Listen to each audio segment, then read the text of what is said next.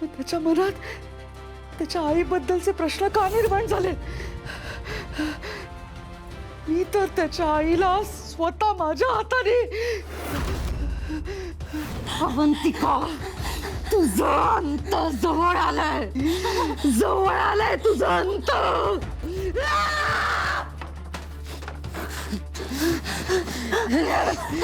अवंतिका, माझं ध्येय पूर्ण करण्यासाठी तुझा अंत होणं गरजेचं आहे, गरजेचं आहे.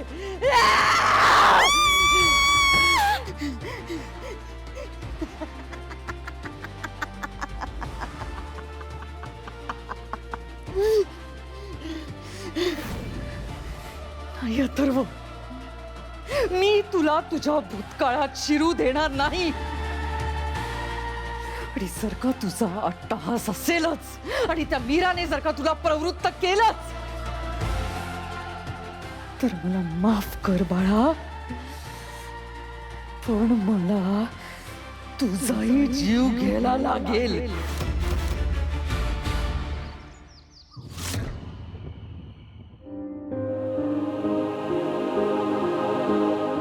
वेदाचे बाबा, कसला विचार करताय?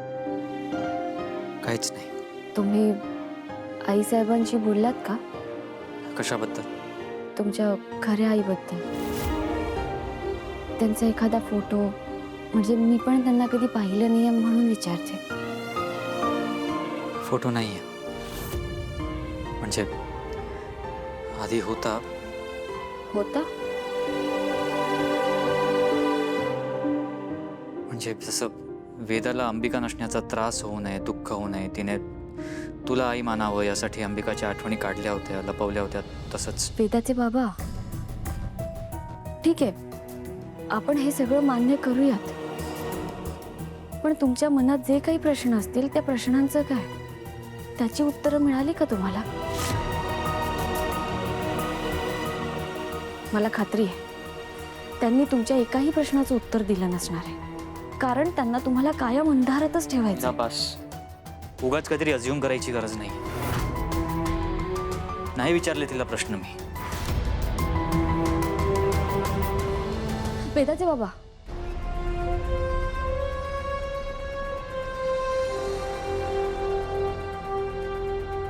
वेदाचे बाबा, आता कुठे सगळं सत्य बाहेर यायला सुरुवात झाली आहे. तुम्हाला अजून खूप काही समजायचं बाकी आहे. त्यातलीच एक महत्वाची गोष्ट मी तुम्हाला सांगते.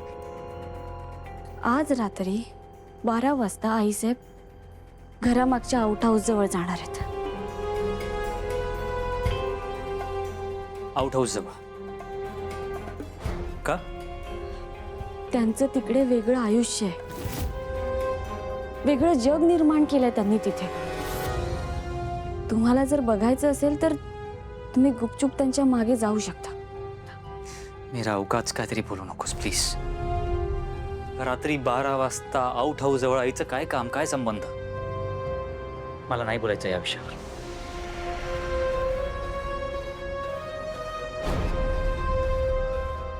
तुम्ही मला काहीही म्हणालात तरी सुद्धा मला खात्री आहे आज रात्री तुम्ही नक्की जाणार. रात्री 12 वाजता? हो, रात्री 12 वाजता सासूबाई आणि मीरा त्या दोघींना त्या मांत्रिकाला बोलवणार आहेत. कुठे? घरात? मग घरात कसं? काही काय, सॉरी घरात कसं बोलवणार ना? घरात नाही, ते तुमचं मायावी विश्व आहे ना, तिथे बोलवणार आहेत. माझं मायावी विश्व कुठे आहे का? घराच्या मागे ते आउट हाऊस जवळ तुमचं मायावी विश्व तिथे आणणार आहेत असं मीरा म्हणत होती. असं म्हणायचं होतं मला. कळलं. काय कळलं? मला अंदाज आहे त्या दोघी काय करू शकतात ते. काय वाटेल ते करू दे त्यांना. मी तिकडे खंबीरपणे उभी असेन. क्या बात है माया, प्लॅन सक्सेसफुली एक्झिक्यूट झालाय.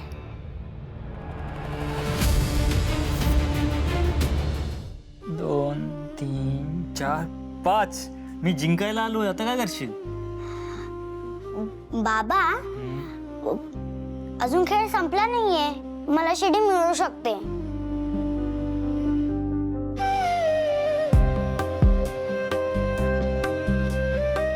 तुला साप सुद्धा गिळू शकतो, मग काय करशील? बाबा असं काय होणार नाही, मीच जिंकणार आहे. हे बघ, तुला ना शिडीसाठी 1 2 3 हवेत. जर का तू 2 आणले तर साप आहे इकडे. हा, वेदाच्या बाबांना 12 वाजताचं लक्षात आहे की नाही?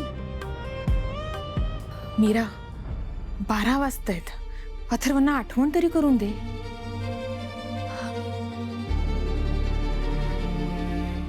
वेदाचे बाबा हा, 12 वाजत आलेत. खूप उशीर झालाय. झोपायचंय का? हो झोपूया आपण. हा खेळ संपत आलाय. डाव झाला की आपण झोपूयात.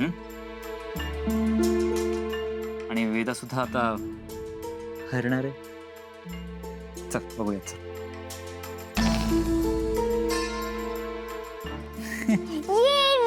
मी जिंकली. येस, जिंकलीस तू. Very good, congratulations. चल आता हे घे आणि जा झोपायला जा. खूप उशीर झाला.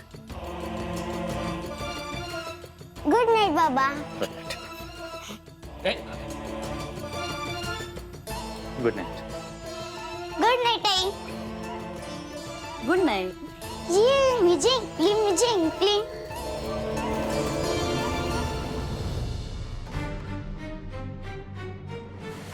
मीरा झोपतेस ना? हो झोपते.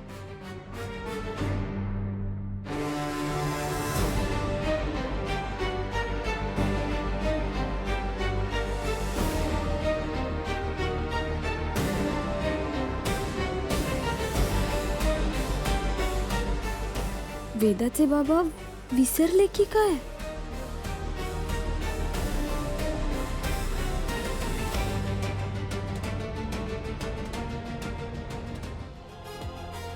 आता निघायला हवं.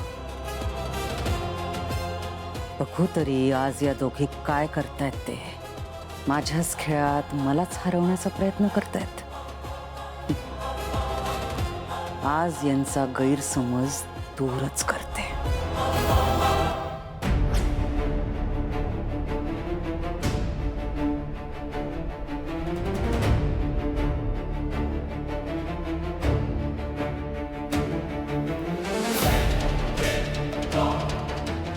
हे बाहेर जातील की नाही? हे जर बाहेर गेले नाहीत ना तर सगळं फिसकटेल.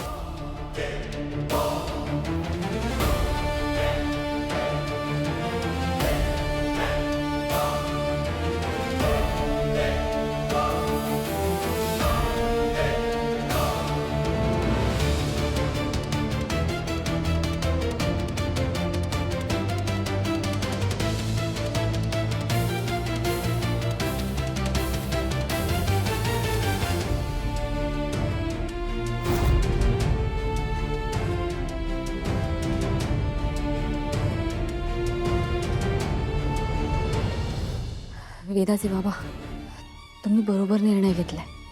आजींनी सांगितल्याप्रमाणे सापशिडीच्या खेळात आपल्याला शिडी मिळाली आहे.